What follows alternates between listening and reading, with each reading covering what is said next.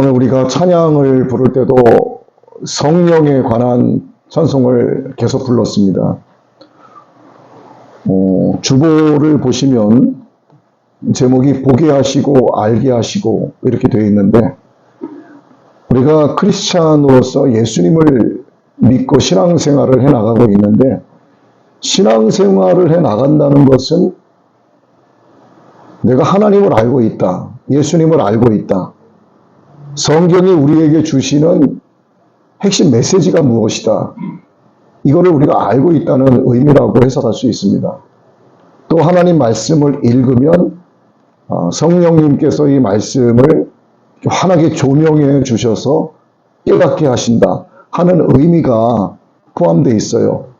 적어도 나는 크리스찬입니다, 나는 교회 다닙니다, 나는 예수님을 믿습니다 라고 얘기한다면 이러한 의미가 전체적으로 좀 깔려 있어야 된다, 이렇게 말을 해도 과언이 아닙니다.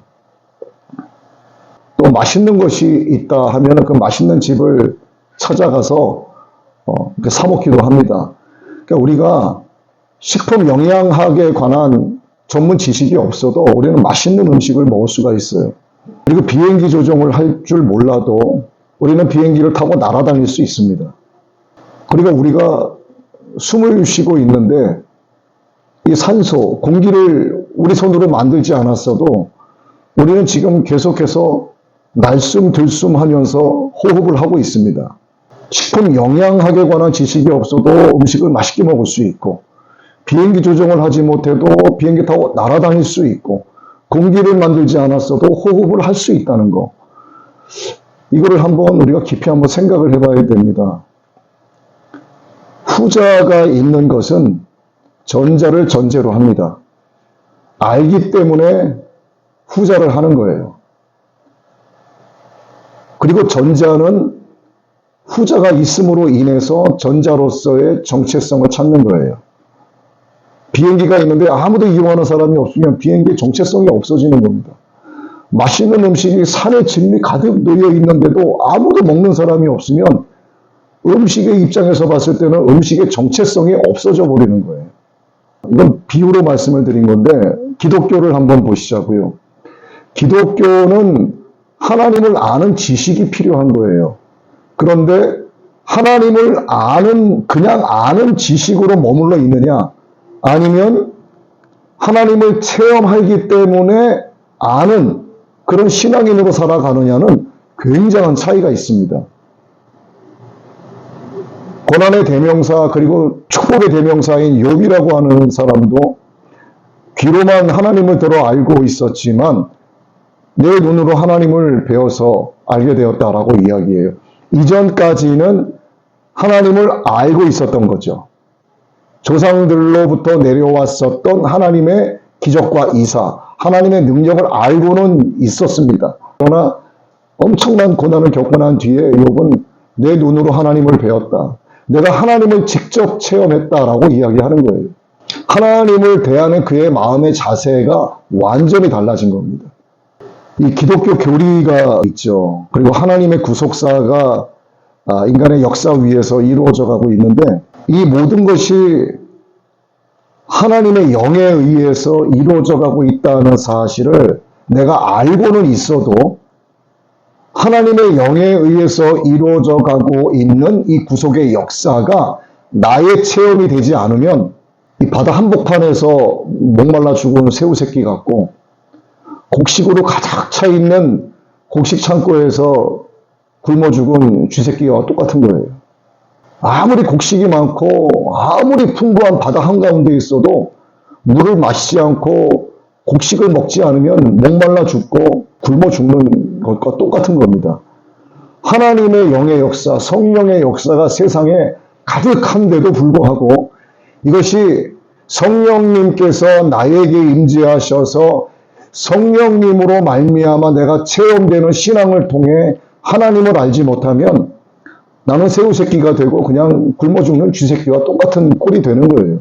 알게 되었기 때문에 하는 것은 생명이 되고, 알지 못하기 때문에 하지 못하는 것은 그냥 그대로 사망으로 이어질 뿐입니다. 그러니까 알았으면 해야 되는 거고 모르면 알도록 노력을 해야 돼요. 그러니까 모르면 알도록 노력을 해야 되는데 내가 스스로 내 방법대로 하나님을 찾아가려고 하면 안 돼요. 하나님을 알 수 있도록 하는 길을 열어주셨는데 그게 기도밖에 없습니다. 기도하면서 하나님의 말씀을 읽고 묵상하고 사모하고 이 기도하는 가운데 성령께서 내 안에 임재하시도록 간구하고 또 내 안에 임재하시는 성령께서 말씀을 깨닫도록 조명해 주시라고 기도해야만 하나님을 알게 되는 거예요. 하나님을 그렇게 알아야만 아는 하나님을 성령으로 말미암아 체험하면서 신앙의 길을 걸어갈 수 있게 됩니다. 그래야만 내 앞에 엄청나게 놓여 있는 것이 바로 하나님의 말씀의 산의 진미라는 것이 그때 보이기 시작을 하는 거예요. 그렇지 않으면 산의 진미를 흘려보내도 이걸 받아 먹지를 못합니다. 하나님은 이 세상에 영원한 세상을 예표하는 것으로 가득 채워 놓으셨어요. 자연적으로 돌아가는 것과 같은 사계절, 구름이 흘러가고 바람이 불고 비가 내리고 우박이 떨어지고 눈이 내리고 더운 날씨, 추운 날씨, 낙엽이 떨어지고 새싹이 돋아나는 이 모든 것들이 이 하나님께서 창조하신 세상에 심어놓은 하나님의 질서가 그 안에 가득한데도 하나님의 질서는 보지 못하고 저거는 자연적으로 이루어지는 거야. 이렇게 얘기하는 거예요. 참 안타까운 일들이 많이 있죠.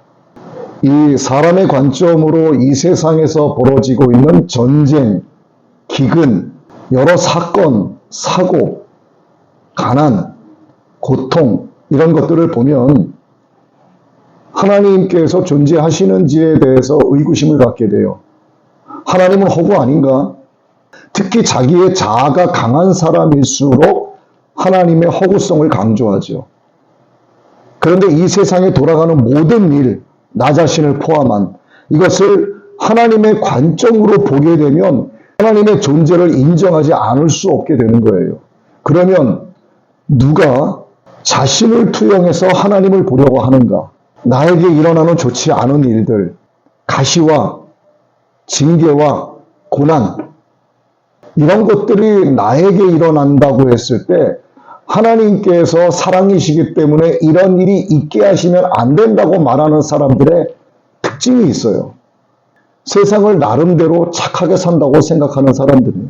많은 선을 행하고 봉사활동도 많이 하고 나는 죄를 짓지 않고 산다라고 정말 착하게 산다고 생각하는 사람들일수록 자신을 투영해서 하나님을 바라봅니다.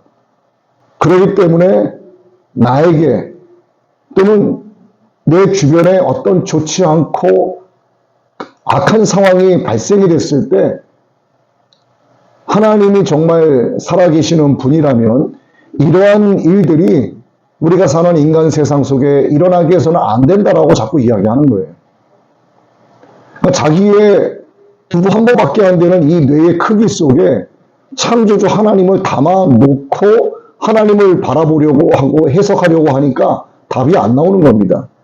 그런 사람들은 이미 자기의 자아로 가득해 있기 때문에 하나님을 알지 못하는 거예요.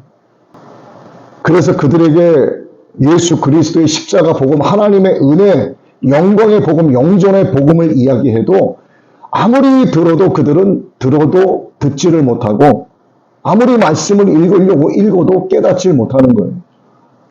오늘 본문 말씀이죠. 보혜사는 진리의 영이라. 세상은 능히 그를 받지 못하나니 이는 그를 보지도 못하고 알지도 못하니라.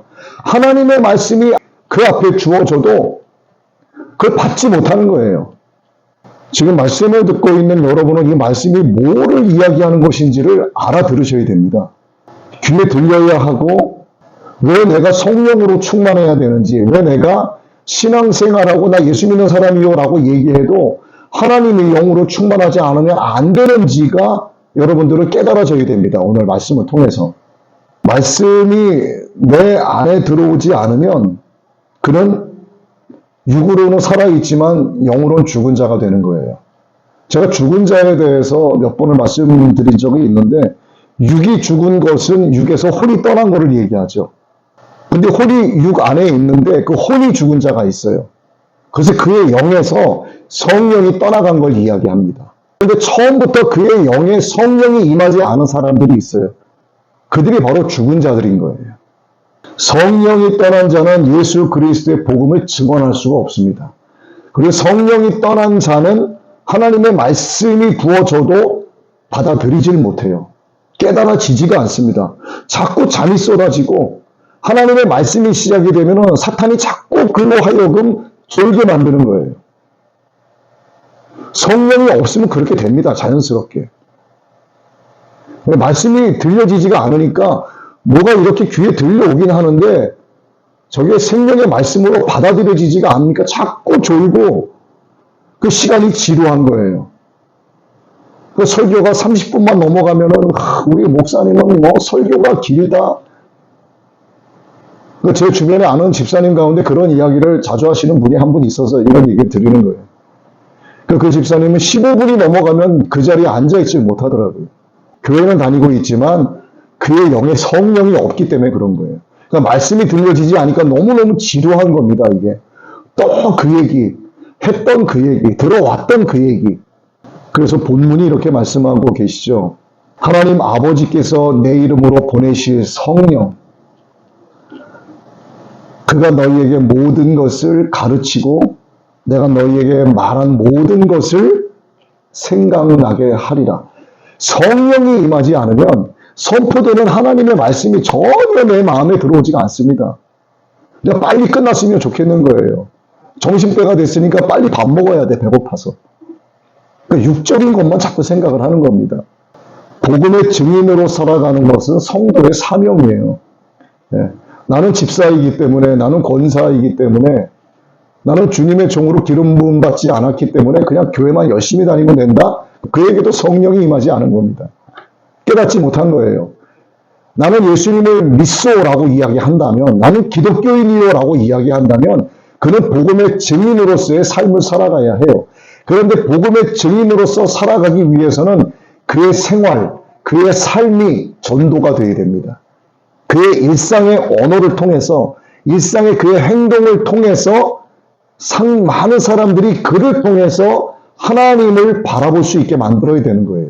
그런데 그에게 성령이 임하지 않으면 복음의 증인으로서 살아가는 것은 절대로 불가능해요. 사도행전 1장 8절의 말씀이죠. 오직 성령이 너희에게 임하시면 너희가 권능을 받고 내 증인이 되리라 하시니라. 성령을 받아야만 복음을 전하는 증인이 될 수 있다고 성경이 기록을 하고 있어요.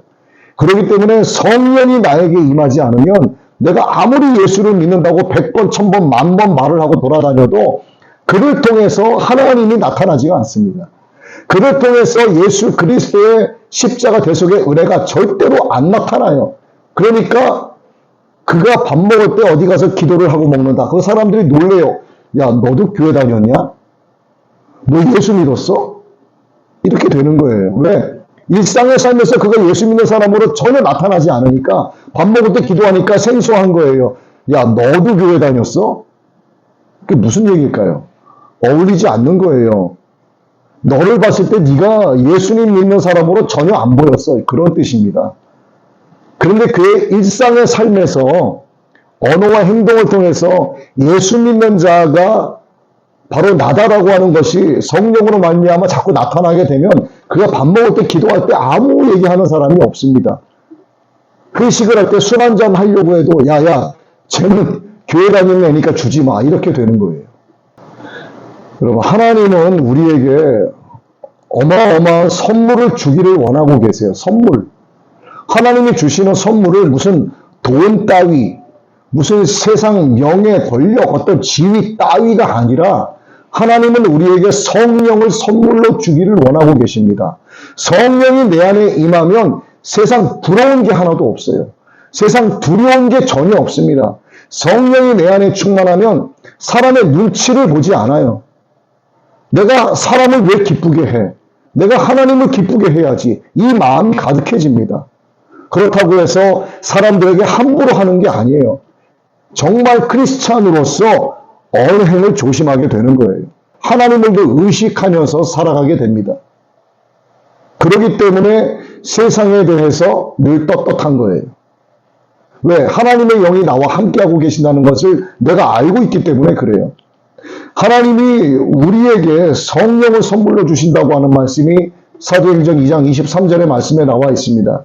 회개하여 각각 예수 그리스도의 이름으로 세례를 받고 죄사함을 받으면 성령을 선물로 받으리라. 근데 조건이 붙어 있어요. 회개해야 된다는 얘기예요. 예수님의 보혈로 나의 죄를 씻어 주옵소서. 예수님의 보혈로 나를 덮어 주셔서 하나님 나의 죄를 씻어 주세요. 내 기억 속에서조차 사라진 내가 미처 기억나지 않는 그 죄악들까지도 예수님의 보혈로 덮어주셔서 나를 용서해 주세요. 나를 정결하게 해주세요. 거룩하신 하나님 앞으로 나아가기 원합니다. 이렇게 회개하고 예수님의 이름으로 세례를 받고, 여러분 다 회개하며 예수님의 이름으로 다 세례를 받고 침례를 받으신 분들이잖아요.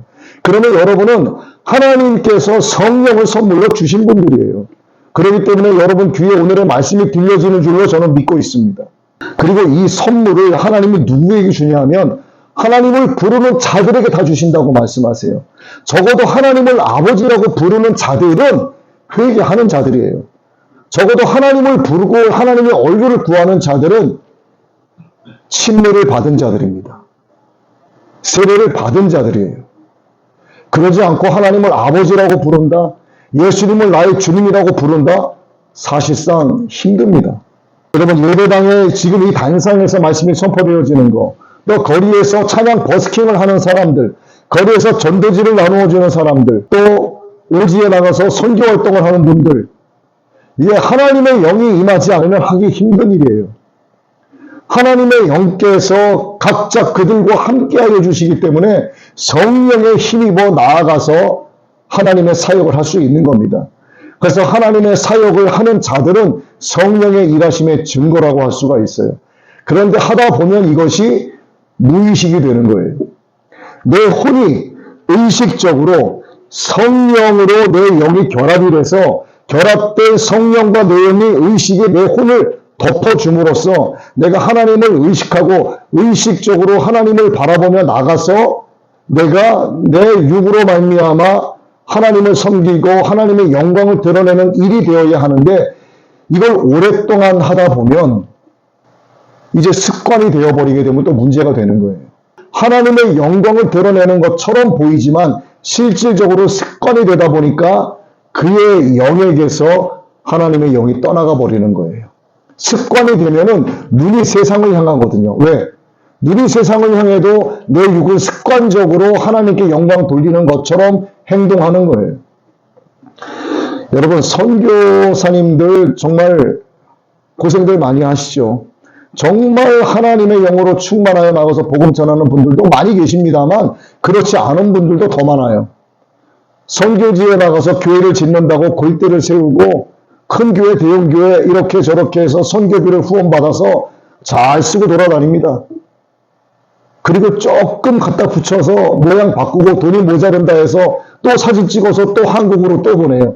그럼 그걸 본 교회들은 우리 선교사님 고생한다고 그러고 돈 모으고 헌금 모아서 또 선교헌금 또 보내줍니다. 그 돈 모아서 잘 쓰고 돈 일부는 조금 더 공사하고 또 사진 찍고 또 보내고 선교비 보내준 걸로 사업하고, 사업하는 목적이 뭐다? 왜 사업을 하냐 물어보면 선교비를 충당하기 위해서 모자라서 사업한다고 그래요. 그게 가능할 것 같습니까? 절대 안 됩니다. 이게 선교지의 실체예요.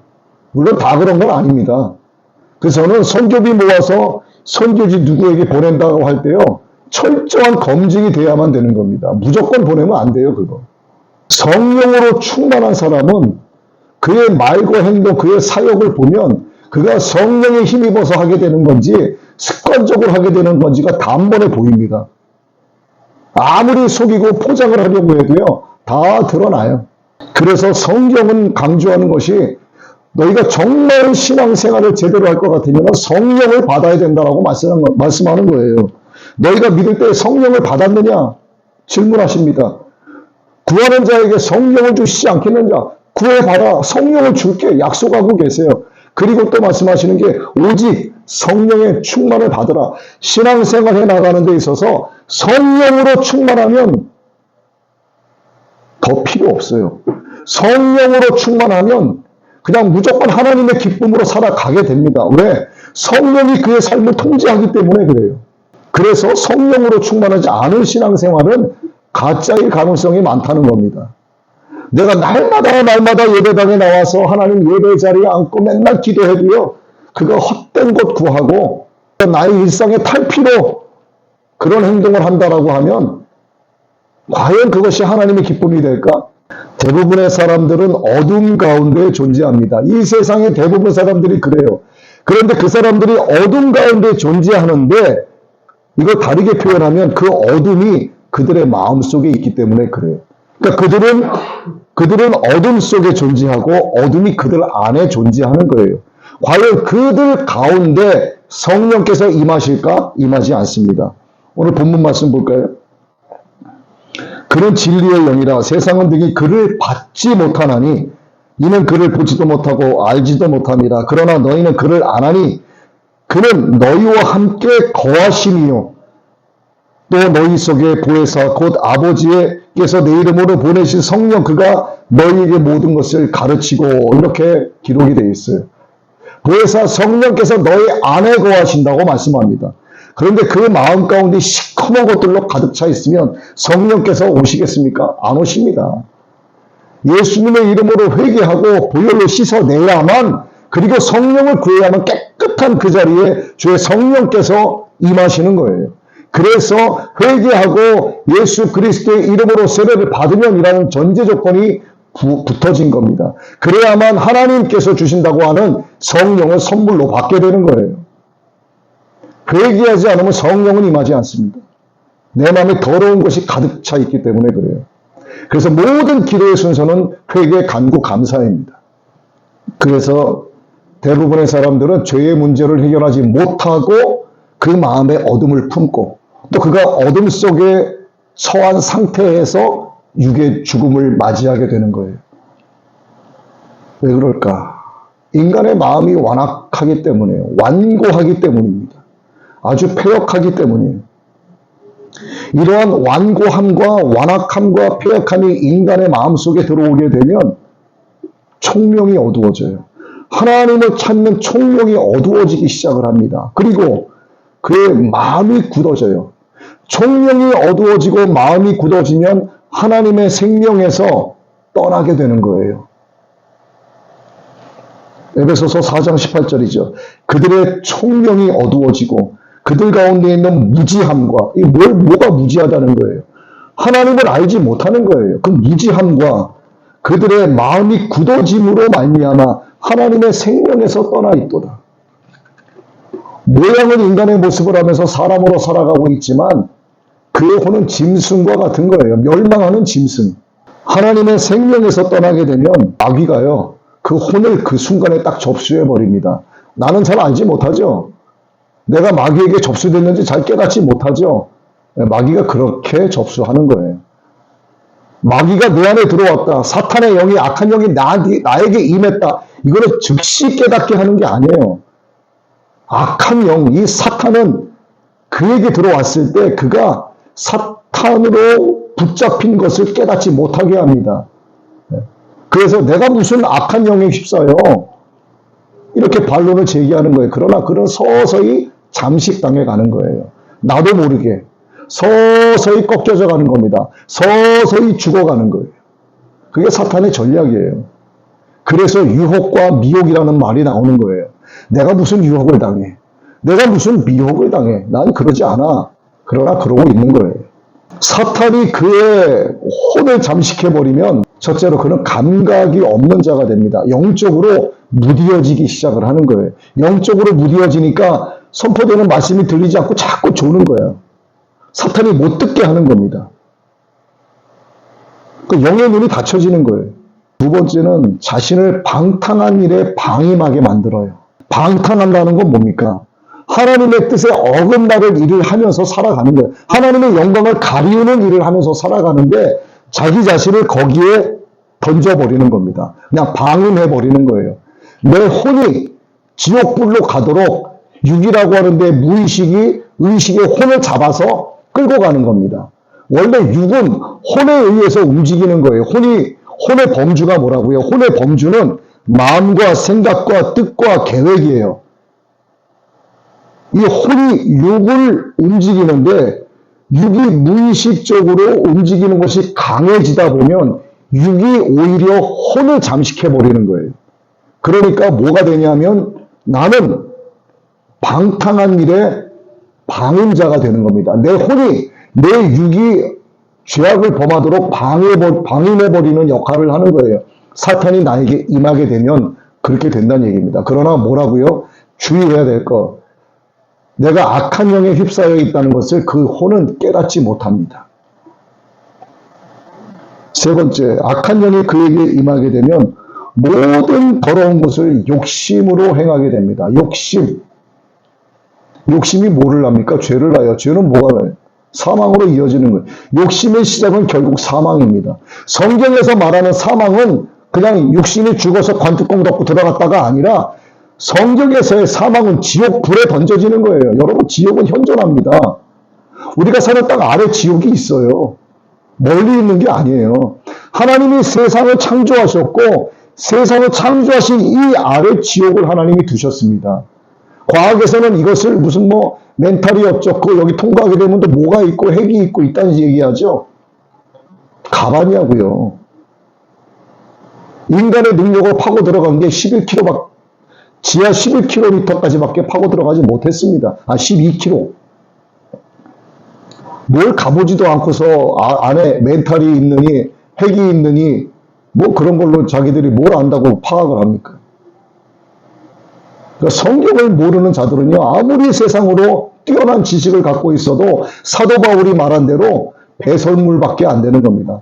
하나님을 알지 못하면 초등 지식도 안 되는 거예요. 이렇게 하나님의 생명에서 떠난 자가 되면 결국 썩어져가는 것을 따라가게 되는 겁니다. 썩어져가는 구습을 쫓는 옛사람으로 살아가는 거예요.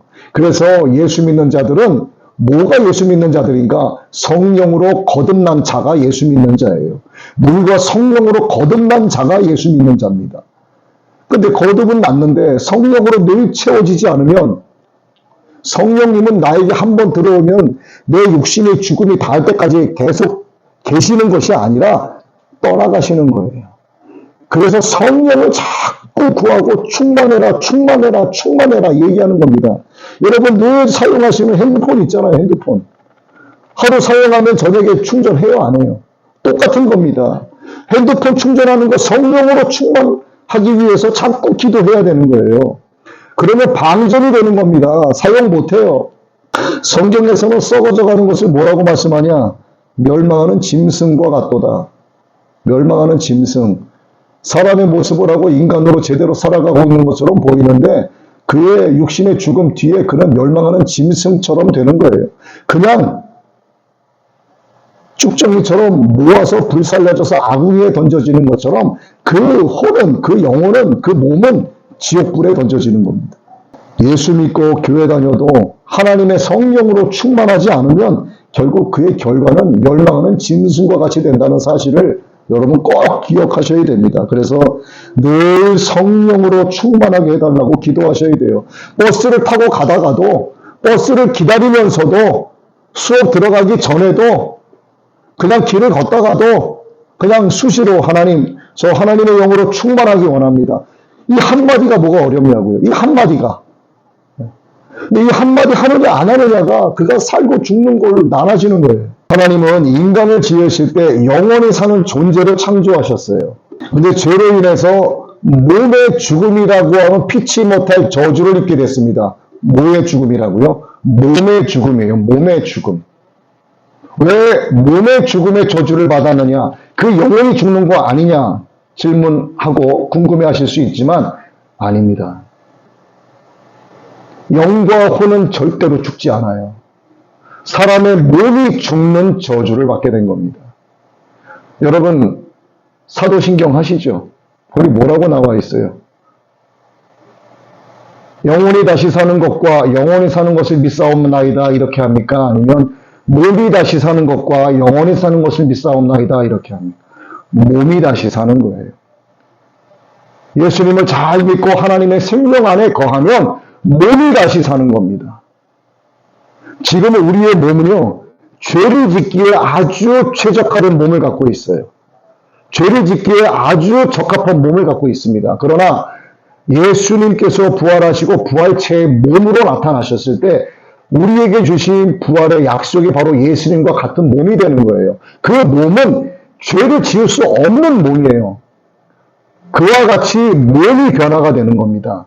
그래서 예수님 재림하시고 휴거가 일어날 때 죽은 자들이 먼저 올라가는 것을 보게 되는 그 몸이 뭐냐면 바로 부활체의 몸이에요. 흩어졌고 불에 불살라졌고 가루로 흩날렸던 그런 육체의 그런 하얀 가루가 아니라 우리의 영의 몸이 하늘에 있다는 걸 여러분 알고 계십니까? 제 얘기가 아니라 성경의 기록이에요. 그러나 그냥 스쳐 있기 때문에 이걸 깨닫지 못하는 겁니다. 우리의 육신의 몸은 여기 있지만 지금 말씀을 전하는 제 영의 몸은 지금 하나님 나라에 있는 거예요. 그럼 내가 하나님의 생명 안에서 갈 때 내 육신의 죽음은 죽어서 없어지는 것 같지만 썩어서 흙이 되는 것 같지만 내 영과 혼은 하나님께로 가는 거예요. 그럼 그러면 그 안에 있는 영의 몸 안으로 들어가게 되는 겁니다. 그럼 먼저 죽은 자들은 어떻게 된다? 그 몸이 죽은 자들에게 덮여짐으로써 부활체된 몸이 휴거가 되는 거예요. 1번 순서가 죽은 자들이 먼저, 그 다음 살아있는 자가 되는 겁니다. 그래서 몸이 다시 사는 것과 영원히 사는 것을 믿사옵나이다, 이렇게 우리가 사도신경을 하는 거고, 사도 바울이 뭐라고 했습니까? 오라 나는 곤고한 사람이로다. 누가 나를 이 사망의 몸에서 건져내랴. 사망의 몸에서 건져내랴 그랬습니다. 하나님은 아담에게 생명의 숨을 불어넣으셨어요. 킹제임스 흠정역에 이렇게 기록이 되어 있습니다. 창세기 2장 7절. 주 하나님께서 땅의 흙으로 사람을 지으시고 생명의 숨을 그의 콧구멍에 불어넣으시니 사람이 살아있는 혼이 되니라. 우리가 개혁개정 개혁 한글에는 영혼 이렇게 붙어 있지만 실제 영과 혼과 육으로 나눠져 있습니다. 그래서 개혁개정 개혁 한글은 생명이 된지라 이렇게 기록이 되어 있지만 킹제임스 흠정역 원어 성경은 살아있는 혼이 되었다 이렇게 기록이 돼. 이게 맞는 거예요. 살아있는 혼이 되었다는 게 뭐라고요? 그 혼이 살아있는 게 제가 뭐라고 했습니까? 그 영이 하나님의 영으로 딱 결합이 되어 있는 상태를 이야기하는 거예요. 그래서 살아있는 혼으로 살아가는 거였습니다. 원래가. 그 몸은 어떤 몸이었나? 불완전한 몸이었어요. 그래서 하나님께서 선악과를 먹지 말라고 말씀하셨던 겁니다. 그의 몸이 죄를 짓기에 적합한 몸이 아니라 예수님께서 죽고 부활하셨을 때 입으실 새로운 몸과 같은 몸으로 아담과 하와가 살아가고 있었다면 하나님이 아담에게 너 선악과를 먹지 말란 말씀을 하셨을까 안 하셨을까? 안 했어요. 그는 흙으로 만들어진 몸을 입고 있었습니다. 왜 하나님께서 그렇게 하셨을까? 그래서 선악과가 사랑인 거예요. 살아있는 혼은 하나님의 숨이 들어있는 혼인데 하나님은 영이시기 때문에 이 숨은 하나님의 영의 숨결이 되는 거죠. 혼이 살아있는 자가 된 거예요. 여러분이 정말 예수님을 나의 구세주로 믿는다고 고백하신다면 나 크리스천이야. 나 예수님 믿어. 라고 말을 한다면 살아있는 혼이 되어야 해요. 살아있는 혼이 되는 것은 성령으로 충만하다는 것을 의미합니다. 그래서 예수 믿는 사람들은 언제나 성령으로 충만해야 돼요. 이게 정답입니다. 성령은 하나님의 말씀을 깨닫게 하세요.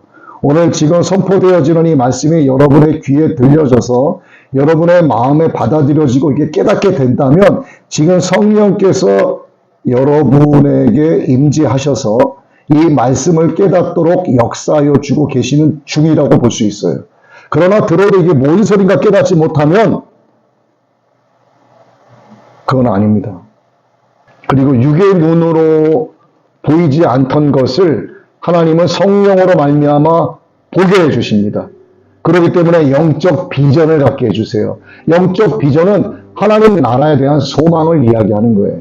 그리고 거짓과 진리를 분별하게 하심으로써 거짓 열매가 아니라 정말 생명의 열매, 진리의 열매를 맺으면서 나아갈 수 있게 인도해 주십니다. 과연 내 안에 성령님이 임재하고 계신가? 내가 과연 성령으로 충만한가? 이거를 체크를 해봐야 돼요. 어떻게 체크를 하는가? 어렵지 않습니다. 너무 간단해요. 평상시에 생활할 때 내가 하나님을 의식하는가 안 하는가를 한번 생각을 해보세요. 내가 이렇게 말을 하고 이렇게 행동했을 때 하나님의 영광을 내가 가리울 수 있겠구나. 만약에 이런 생각을 한다면 그는 성령으로 충만한 사람이라고 볼 수가 있어요. 하나님을 의식하면서 사는 사람이라고 할 수가 있습니다. 하나님을 의식하면서 사는 사람들은 하나님의 뜻을 구해요. 내가 무엇을 하려고 생각을 하고 계획을 세웠는데 하기 전에 하나님의 지혜를 구합니다. 하나님, 이것을 하고자 하는데 하나님, 나는 부족하고 연약하니 이게 하나님의 지혜로 행할 수 있도록 도와달라고 간구하고 이게 하나님의 뜻이 맞습니까? 라고 하나님의 뜻을 구하는 거예요. 성령이 없으면 그렇게 기도하지 못합니다. 그리고 이것이 과연 하나님 보시기에 합당한가?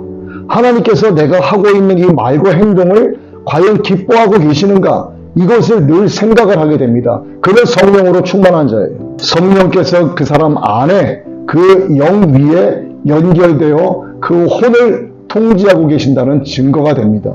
왜냐하면 성령께서 하나님 아버지의 뜻을 아신다고 기록이 되어 있어요. 그럼 하나님 아버지의 뜻을 아시는 성령께서 내 영과 결합이 돼서 내 혼을 통제하고 있기 때문에 내 혼은 의식적으로 하나님의 뜻을 구하는 거예요. 하나님의 지혜를 구하는 겁니다. 왜? 성령에 의해서 통제되기 때문에 그래요. 그렇다면 그것이 그에게 성령님께서 임재하고 계신다는 증거가 된다는 겁니다. 이렇게 해서 여러분 자신을 한번 체크를 해 보셨으면 좋겠어요. 오늘 이 말씀이 여러분 귀에 들려지셨으면 좋겠습니다. 그렇지 않으면 그 마음은 여전히 혼돈하고 어둡고 혼탁합니다. 하나님의 말씀이 들어오지 않으면, 말씀의 빛이 그 마음에 받아들여지지 않으면 그는 나는 예수 믿는다고 말은 해도 그의 마음은 여전히 광야예요. 근데 말씀의 빛이 그의 안에 들어오게 되면 혼탁하고 어두웠던 광야와 같은 그 마음이 열매를 맺는 밭으로 바뀝니다. 이것도 하나님 말씀에 기록되어 있는 내용이에요. 그리고 결국에는 숲이라 불리워지게 되는 겁니다. 이제 여러분 자신을 바라보는 관점이 여러분의 자아가 아니라 하나님의 관점에서 여러분 자신을 바라볼 수 있게 되기를 바랍니다. 그리고 여러분 눈으로 보이는 내가 육으로 살아가는 동안에 만나는 사람들, 나에게 주어지는 현상, 상황, 사건, 사고 이러한 것들이 그저 여러분의 육신의 눈으로 보고서 판단을 하게 되면 힘들고 어려운 인생일 수 있겠지만 또 여러분에게 생기는 좋은 일들이 그저 하나의 기쁨으로만 여겨질 수도 있겠지만 이것을 하나님의 관점으로 여러분 자신을 바라보게 되면 내가 살아가고 있는 이 생에서의 삶이 하나님의 구속사, 거대한 거룩한 하나님 구속사의 대하 드라마의 한 장면이 된다는 그런 큰 자부심을 갖게 됩니다. 이를 위해서는 여러분 정말 예수님 잘 믿고 성령으로 충만하시기를 바랍니다. 그리고 성령님께서 내 안에서 역사하시도록 여러분 자신을 다 내려놓고 온전히 하나님께 맡기게 되시기를 예수님의 이름으로 축복합니다.